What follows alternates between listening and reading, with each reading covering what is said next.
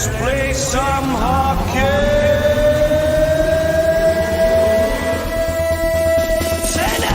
Energetic, passionate, and savvy. Gouche Live. Brought to you by the good people at the Hockey News and Sports Illustrated. And now, ladies and gentlemen, the Gouche. Welcome back to episode 24 of Gouche Live right here at the Bottom Line. Lunch with Gouche and friends. And this guy is one of my good friends, I'll tell you. I not only traveled to Germany with him, I've seen him play in London. I've seen him play in actually Sheffield. He was a stellar, and you're going to see a couple of his moves. And he is, I believe, he's going to let me know if I'm making it up. He is the original Michigan man. We'll hear he's got tricks like nobody else has. He was way before his time, and we'll talk about that. But before I do that, I just want to say thank you for everybody that's been supporting our Stop Concussion platform, of course, Connected Mental Health. We all know that people are going through it. Rob's going to give us a little bit of insight on him and what he's doing now. Of course, he suffered with concussions and mental health issues. But we're going to focus today not only on what he's doing now, we're going to focus on what he did in the NHL and this new wave of talent with what they can do with a puck and a stick. You'll see how talented he was. And the final part is I want to talk to him about Australia. Yes, he's coming to Australia, boys and girls. There's still some logistics that have to be put together. And, of course, his good friend Kyle Quincy, who happened to be a roommate. I just found that out. I'm going to have to get Rob to teach Quincy how to do those Michigan moves before we get over there in Australia. All right, without further ado, all the way from Riga, Latvia. No, he's not early in the morning. He stayed up late. It's 7 p.m. there in Riga, and we got a chance to talk with the one and only Rob Schremp. What's up, Gouche? How you doing, brother? Schremper, it's not dark out yet, eh? Is it sunny? No, it is. It's pitch dark out, so I'm a little bit. I'm living in the future right now. I'm a little ahead of you guys.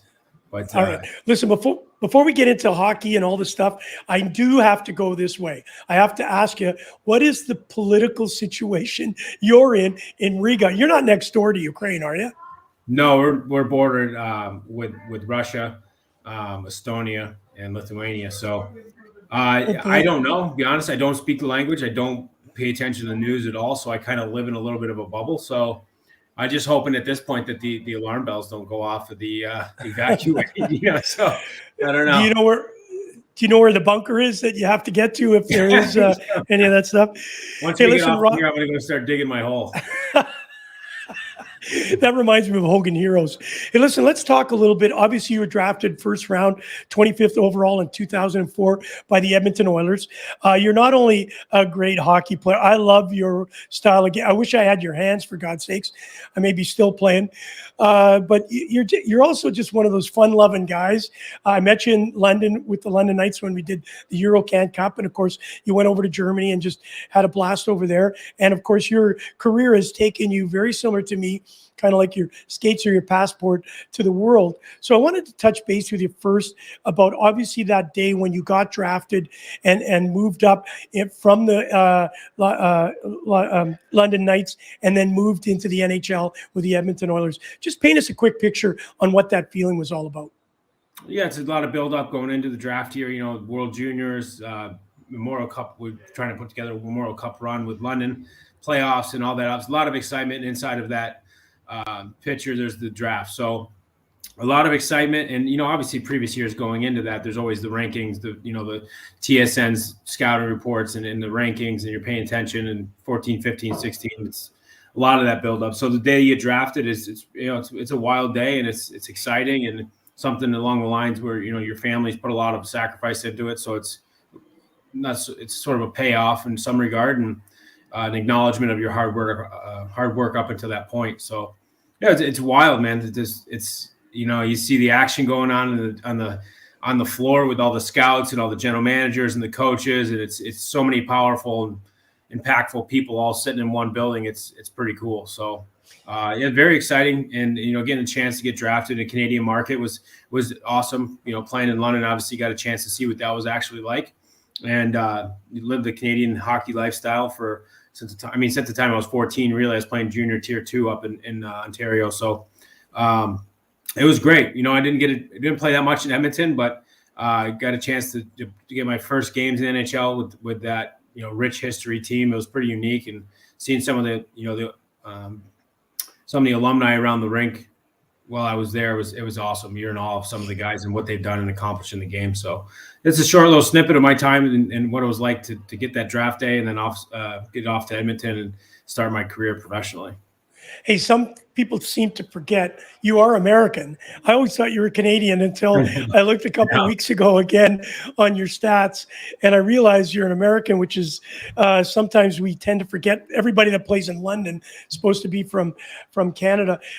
Listen, you've had a rich history. The teams that you played for, you were the Mississauga Ice Dogs. Before that, of course, you went into, after getting drafted, you went into the AHL. Then, as you mentioned, you only got a small sample size in Edmonton, but then you moved on, obviously, and played for the Islanders. We'll talk about that in a second. But one of the guys that really intrigues me, that team, those teams that you played for were absolutely, truly remarkable teams. You had such great players. And there's a couple that come to mind. Obviously, Corey Perry, still playing at this stage. We saw what he did for Montreal in the playoffs. We now see, that's longevity. Like a guy, still producing and making an impact on the game. Can you tell us a little bit about your time with the London Knights and, of course, guys like Corey Perry? Yeah, it was amazing to watch Pears' Corey's development. My first year there, I was 17. He was 18. He was a really good hockey player, but he wasn't that overall stud. It was really the next year, his 19-year-old year, where he absolutely torched it and turned into a dominant player. And inside of that, watching that sort of scene play out, we had this amazing hockey team. We were doing amazing things as a group. He was really the driver of the bus. Danny Savret was a great leader. He was our captain and, the voice in the room and kind of kept the balance of the team. But I think we could all agree that Corey really drove the bus as far as his play and the way he led on the ice. He was unbelievable. So we had great teams. We had, great success, and it was the best times back then and playing in that city, great fans, the whole thing kind of, it was just a perfect scenario. And, having a chance to win a Memorial Cup there with the year of the lockout, there was no other hockey going on. So we were really the focus. Us and Sidney Crosby and the Rimouski Oceanic were really the focus of kind of in Canada. All the media circuits. And, that year was the year that Team Canada had that 85 birth year World Junior team as well. So there was Corey and Danny were big pieces of that. There was so much, so much positive energy around that year and playing for the London Knights. And it's a fun time to remember back on. You may not remember this, but that's where I met you for the first time. You guys were in the Memorial Cup against Sidney Crosby. We were Shoot for a Cure, Barry Monroe and myself. We had the auction outside. It was absolutely, truly amazing. And of course, you guys winning it was just even more amazing. And this team, you got unbelievable players. Dylan Hunter, Dave Bullen, of course, who played in the National, Brandon Prust. There's just a cast of crew of many there, but you're also the team of the century. You've got to wear a badge of honor for that. You guys must just, looking back, it's a storied franchise in obviously all of Canadian hockey. And so I really think you've got to be able to look back and say, wow, not only did I play for a team that won a Memorial Cup, but you're also the team of the century. Yeah, I mean, that's the thing. We had a lot of names, but what was most amazing was the way that the team bonded and the way the team came together and played as a unit. And, Pears did lead with his play, but it was very team oriented. And he did some things. The one that sticks out the most was when he fought Mike Richards in playoffs. They had won a World Junior medal together, obviously over Christmas. And then in the playoffs, they went to center ice and went toe to toe. And that was sort of Pears kind of sticking up for his team, setting the tone and getting, just setting the playoff tone. And it was in London. Yeah, sorry, my daughter's. That's okay. We love it. We got a fan in here. But yeah, it was great how the team came together. And that year was electric. We started the season off, 31 games undefeated, and really everybody contributed. So it wasn't a one-man show or a one-man circus, so to speak. We had everybody had years like, Danny Savrett had 25 goals from the point. Brian Rodney had 20-something goals. We had tons of different contributors. Danny Fritchie, Drew Larman was amazing at face-offs, shutting other teams' top lines down. Dylan Hunter put up 100. I mean, you go on and on and on, right? And that's it's crazy. All adds up to that success of the team in general. But the way it came together, it's not easy to do either. When you have that many chefs in the kitchen, so to speak, or that many studs on one team, it can sometimes go wrong. And for us, it didn't. It really went very well. We acquired Adam Dennis and Dan Girardi at the trade deadline as well, and they came in seamless, and it was really amazing. Well, that's a testament to the players that you had and the leadership that you had. You scored 41 goals that year. Just incredible. Your stats are just something that everybody dreams about. Now, you went to Springfield Falcons after, obviously, Edmonton had drafted you. You got up for 4 games. You had 3 points, and then you were sent down. Do you know why? Did somebody explain that to you? Because you were coming in with a pretty good pedigree. First rounder, obviously, the light is shining on you. You are going to be a star right off the bat, and unfortunately you were set back. Did anybody explain to you why, and did they say, okay, listen, we're going to bring you up slowly, or was it just kind of there you were sitting in Springfield? Yeah, no, that was one of the worst parts. There was very little communication, and I was very much in the dark. That call up was actually the one time that I did have a clue what was going on. It was, Robert Nielsen was injured. He was going to be about 2 weeks out. So they gave me that time frame, which was nice. And I played well. I mean, give a little bit of a sample, 4 games, I can kind of get comfortable, and I wouldn't say settle in, but at least knowing what the framework was of the call-up was great. The rest of the time there, I had no idea what was going on, never really got answers or any guidance of where the path was leading or what was, kind of expected. It was just more vague. Got to play tougher, got to play grittier. It's just so vague. And that's not to jump too far ahead, but that's kind of where I sit in where I am in the game now with development, helping players really understand specific things of the game, what they need to do, and sort of give that guidance. But as a player, I was kind of in the dark, and that was very, very tough and very frustrating at times. I'm going to ask you if that's changed, but I can tell you right now, my little career in the NHL, I didn't get anywhere, but I got John Ferguson Sr. in the Winnipeg Jets organization after what was there called a pre-rookie camp. The exact same thing that they said to me, I wasn't tough enough. And they left it at that. So here I am walking out the door. Okay, what does that mean exactly? And so do you think it's changed at all? Like, obviously mine's back in, the late 80s. You're obviously in the 2000s. Has that communication channel changed, obviously with agents, with, player advisors and that sort of stuff, and parents getting probably more vocal? Obviously with these things, everybody knows everything. Do you see a change in being able to get players better prepared for what you went through? Yeah, definitely. I think there's more communication. The players have a lot more power in today's day.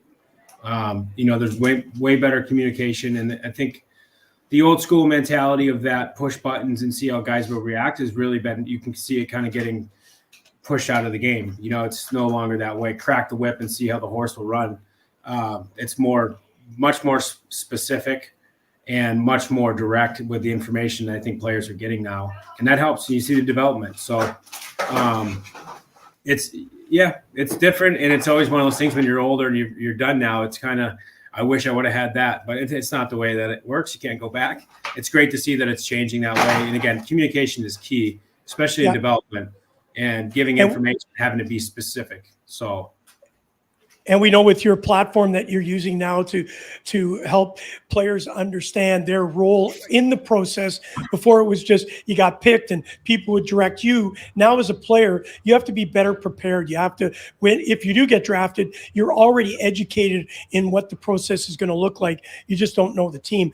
Listen, we got a really good follower. Kevin Barlow is on all the time. He's always asking about the Islanders.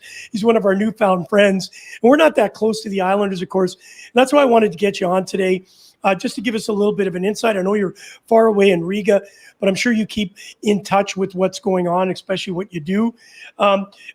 Johnny Tavares played there, and I know you played with him. I can't remember your relationship. I know there's some players that have turned and said, hey, listen, it's this way or that way. I hope I'm not touching a nerve or anything. But there are some, especially Kevin Barlow saying, and a guy named Kerry Stevens said to me, Gooch, I'm an Islanders fan, and he was glad that Johnny left. I have nothing but respect for the guy. But playing with him, did you have a good relationship with him? Yeah, it's Johnny coming from being a London Knights alumni. We obviously had that sort of connection, and he was the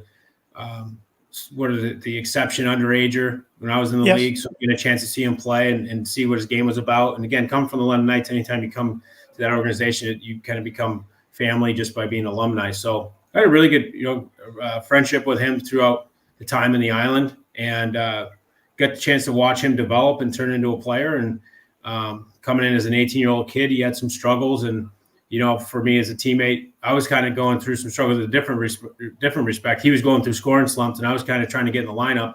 And, I remember about my time back then trying to keep it light for him, make him laugh, and a lot of pressure on the kids. So always try to make the kids smile and enjoy the room atmosphere. So I always had a good relationship with Johnny. The reason why I ask that question is sometimes, everybody just thinks it's a life of luxury. There are stresses. You've gone through it. We know about some of the personal struggles you had.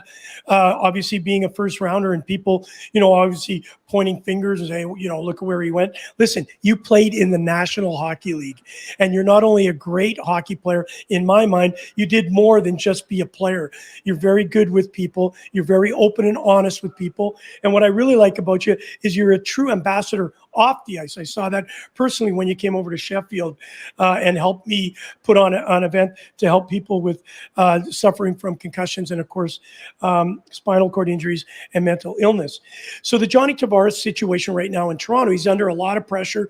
This Toronto team has kind of gone south a little bit over the last couple of weeks, and everybody points a finger. And there's some people I read on the internet, that thank God Johnny's out of, I shouldn't call him Johnny, I apologize. John is out of the island, see what he's done. I think he is a true leader. He's a different type of leader. And sometimes, and I want to ask you this question, there are different type of leaders. Everybody's expecting John Tavares to be this raw guy, but I don't see that in him. I think he leads by example. I think his voice is loud, but he's not one of those guys that are going to be, standing up in the dressing room pounding a drum.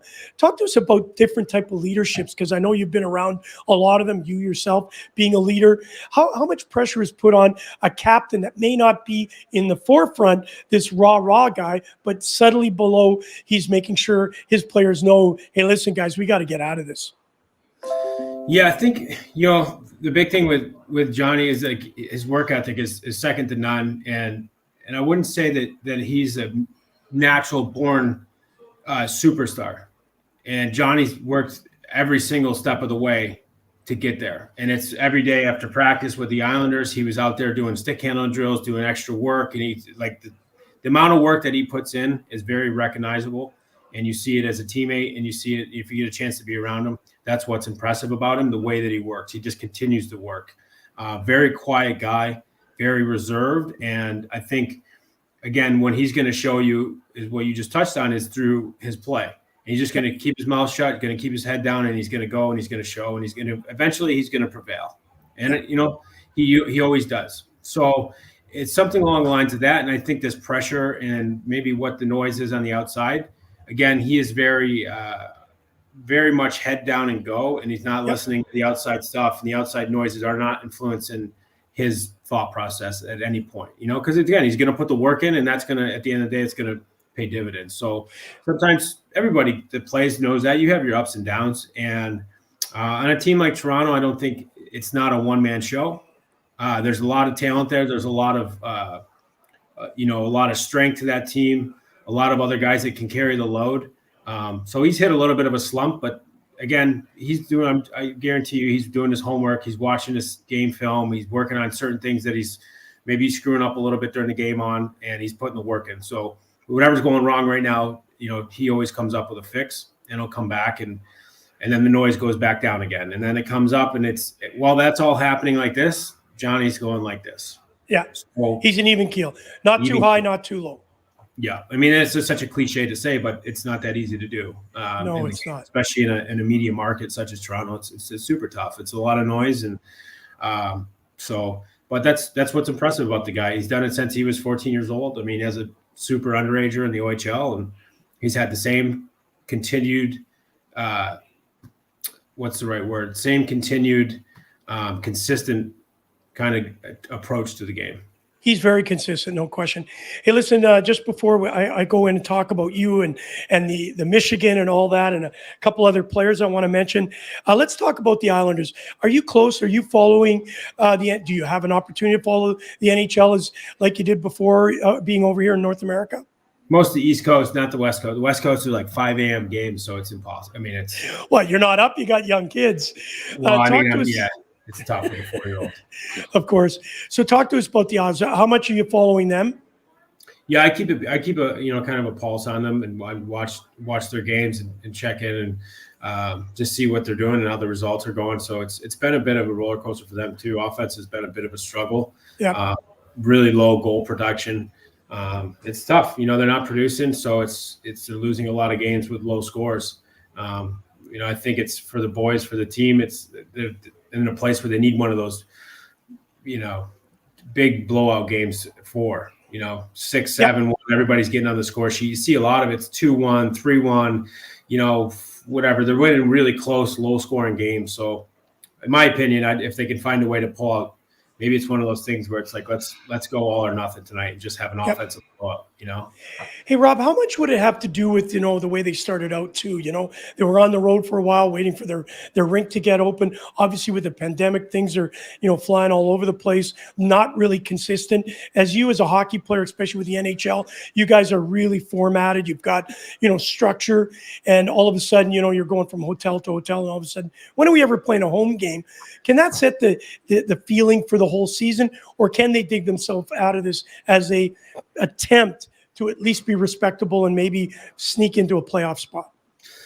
Yeah, it's tricky because that beginning of the season can be it's really crucial. To go on that road swing and not come out successful. Then they had COVID issues, a lot of guys out of the lineup and they got smoked with that. It's just a couple setbacks. And the thing with the, in the NHL standings, you really only get one setback, and you kind of have to limit it. That one setback, you got to keep it to a really small dose, because it's just crazy how the standings are and how parity of the league. So with two setbacks and sitting at 500, it's super tough to climb out of that. And the other thing is for guys, usually in the beginning of the year, you're going through that.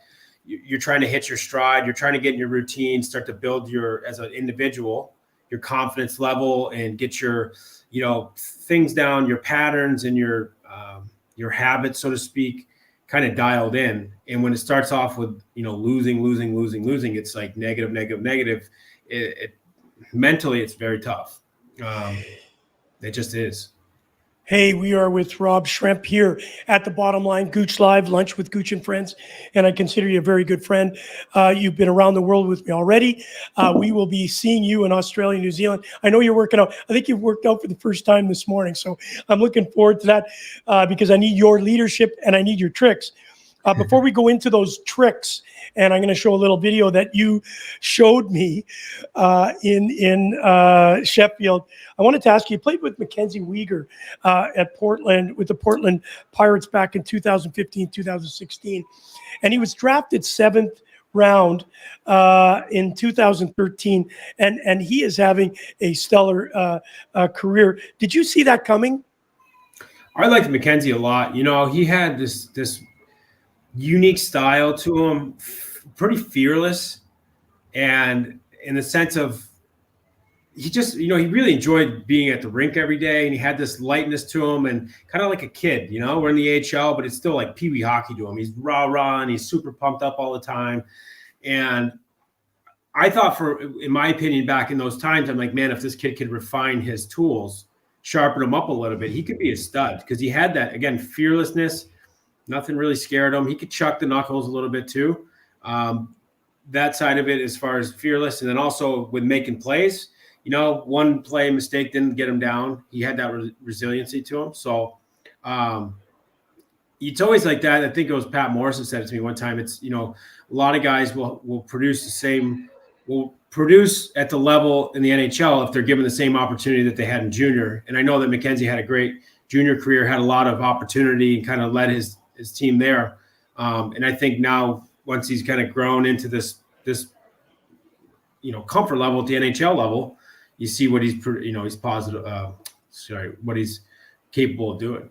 But I like his game for sure. Yeah, Schrempy, listen, he's on pace to possibly make 50 points this year. Nobody really counted on that, but I'll tell you what, his game has really expanded. And I wanted to ask you that.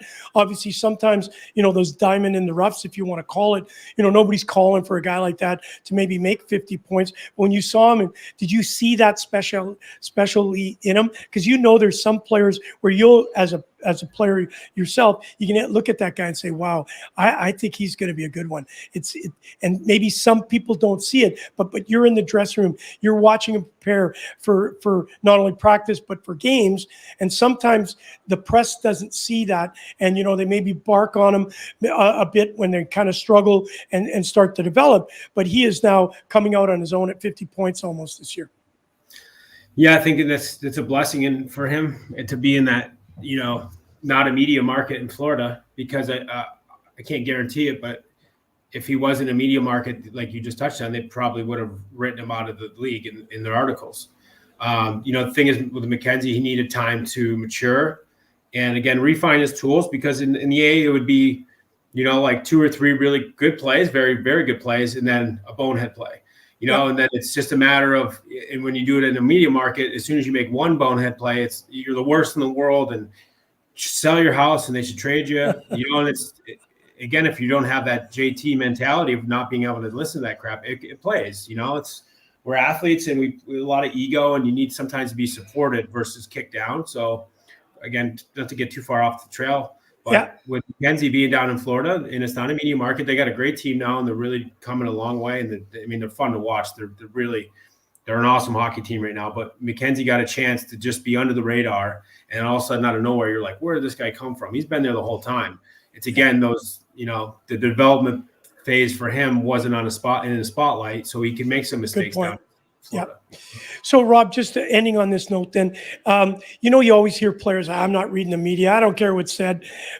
Can you be honest with us? Do players listen?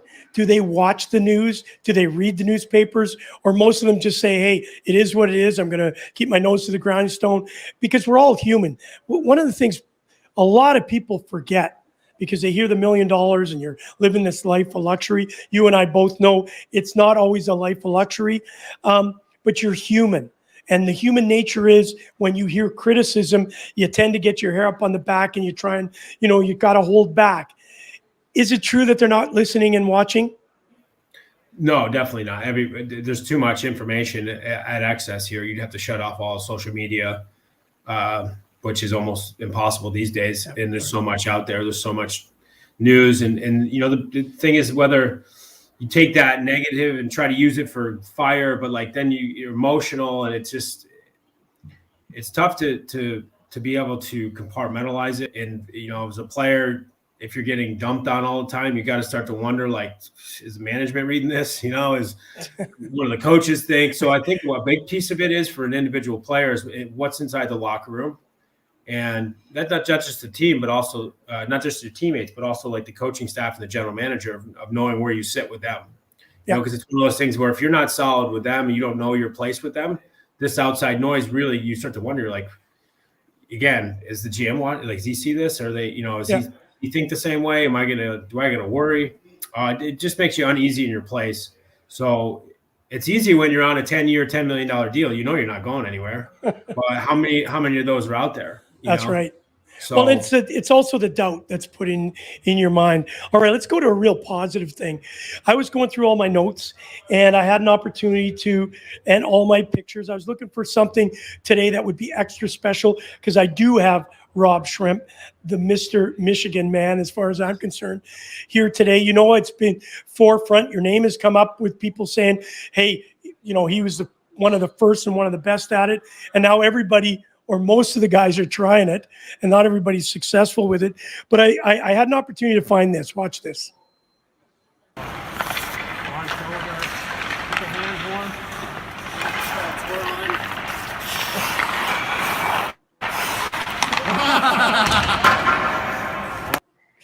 All right. So what some people don't see on that video, and I had a guy this morning, he watched it because I put it up for the promo. He said, wow, that guy's really good with swinging his stick. And then he looked closer and he said, oh my God, there's a puck on it. But what people don't see after you did this, and you did it specifically for me because I asked you, and it was just truly amazing. I actually grabbed your stick to see if there was Velcro on the puck and the stick. And then you told me, listen, it has to be waxed down, it has to be clean and all that sort of stuff. And then you went on after that. You took the puck, did the lacrosse go in the goal, and you did the backhand top shelf. I wish I could have found that video because that in itself was spectacular. You threw the puck up, I don't know, 100 feet in the air and caught it. And people are watching this. It's truly amazing. Were you the pioneer of that moves, those type of moves? And now that you see it's almost becoming, and is that what the future is of these Michigans, obviously with Seagrass doing what he did? Yeah, you know, the influence came from Mike Legg from Michigan. I saw that. My cousin had that on VHS when I was a kid. I remember seeing that in Sports Center. And then from there, I put my own touch on it, and I played lacrosse. So I started doing the stuff like you saw there, and, you know, did it a couple of times in some showcases. And, you know, I would consider myself, it's hard to say, but I would be a pioneer of this sort of creativity. You know, it was something that I really enjoyed back then. It really was challenging, and it was, you know, the reaction you get from it too, as a sportsman, as an entertainer. Yep. It's what we all want, you know. Just because I didn't get the fans off their feet with punching someone in the head doesn't mean what I was doing was not exciting either. You know, so coming through the pioneer side of it and challenging the game and pushing the boundaries a little bit was something that I was, you know, sort of on the forefront of. I just really, you know, it's a lot of fun just doing different things with the puck and, again, trying to, you know, change the game in some regard. And you were certainly an entertainer and still are. Listen, there's a great comment there's people poking in the window, waving at us.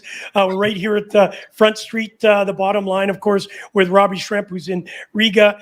Here's a great comment from Robert Wine after making that statement. He said, that was me. And that was my second thought, that it had glue on it, because what he was doing was holy bleep good.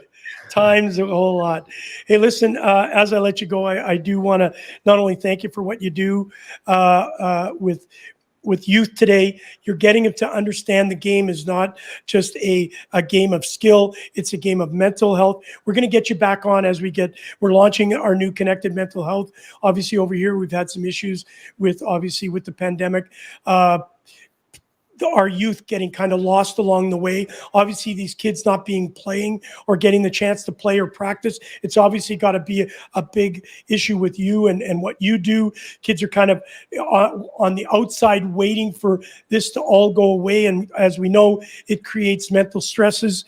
We will talk to you about that. What are you doing now? Obviously, you're in Riga, Latvia. You've got an incredible platform that's helping kids to learn how, not just do Michigans, but actually become better players, both on the ice and off the ice. And you're also taking it to the next level, that this game is just not a physical skill game. It's also a mental game. Yeah, I think it's really important, the full package in becoming a player and understanding what it takes to sort of be a good pro and what it's going to be, the challenges that are going to come your way and how to handle them. I think they're super important. So anything I can get back from my career, I mean, I saw a lot. I mean, being called a child protege or whatever, you know, being a first overall draft pick, being an NHL first round draft pick, to some people's view, not really panning out and playing a successful career in Europe. I've seen a lot of stuff, been through a lot of stuff. So it's more helping them with these hurdles that they're going to see and get prepared for it. And some of the stuff that's now available, that's more, you know, with the mental health, mental toughness, mental preparation, how to handle situations, I think is crucial. And, you know, you can go back and take my path and then look at it and say, you know, I wish I would have done this, wish I would have done that. Now these things are available, and I've got a lot of great partnerships that kind of facilitate that, you know, the mental side of it and how to prep, because it's just as important. You know, it's a lot of pressure. It's a small window to succeed. So you kind of want to make sure that you build your self up as much as possible with all the tools and things that are accessible. And Yeah, it's just like that. Mentorship is really key, and giving the kids a chance to, talk and learn from my experiences or what they're going through. I can help give them some advice. So I really enjoy it. It's really gratifying, to be honest with you. Different kind of way to work, but it's been fun. Rob Schremp, anybody that questions your skill, dedication to the sport, you played 114 games in the National Hockey League. Those critics are the ones that would even want to have one game. You scored 20 goals. How many people can actually say that? I, for one, can't. So I have nothing but respect and admiration for you, what you've done, your career. You've traveled the world. How many people can say that? You've been in Russia in the KHL. You played in the Swiss A and B League. You played in Sweden. You played in Austria. You played in Germany, in Nuremberg for the Ice Tigers. A lot of people can't say that they've done that. And plus, you're not only a great hockey player to me, you're a great ambassador. And I'm blessed to have you a part of our Stop Concussions Connected Mental Health and what you do with your 44 Vision. Last word for you on your 44 Vision. How do we get a hold of you? Yeah, 44visionhockey.com. You can go over there and go to info there, so you can get a hold of me there. So you can check it out. We got a big list of coaches there. A lot of resource for players to dig into, and a lot of knowledge and, again, experience you kind of pass on to the youth. So I'm really, really excited about this path, and again, the chance to develop the kids' future and kind of guide them. Well, Rob, I had a chance to check out the website this morning. The list of new coaches and old coaches and all the things that you've done. I see Craig Cunningham on there. Unbelievable. What you have done is just truly amazing. Thank you. And you're in Riga, Latvia. I can't wait till you get over here. I hope you can make May the 14th when we do our Johnson & Johnson event. We'd love to have you. But if nothing else, I want you working out daily. I want you to watch what you're eating, buddy, because you're going to be a leader in our 3-on-3 event that we're going to be hosting in Australia and New Zealand. Nobody knows about it, but here I am announcing it. As long as we can fly there and nobody can get sick, we're going, and you're going to be on that bus with me. Awesome. I look forward to it, Gouche. All right, buddy. Thanks so much, Robbie. Have a great night. You too. What a great guy. I love the guy. I've had the opportunity to travel with him. He's entertaining. He's entertaining pure. And you know what it is? He has no arrogance to him. A lot of people question his abilities and all that sort of stuff. Make no mistake. Even if he didn't play one game in the National Hockey League, what he can do with a puck and a stick, 99% of us can't. 99% of us can't. And of course, guys like the NHL now doing all these lacrosse moves and of course the Michigan certainly has brought us back to think about Rob Schremp and what he did. All right, listen.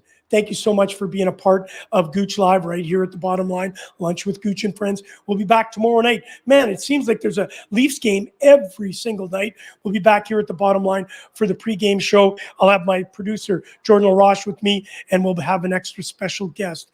I just want to make a statement.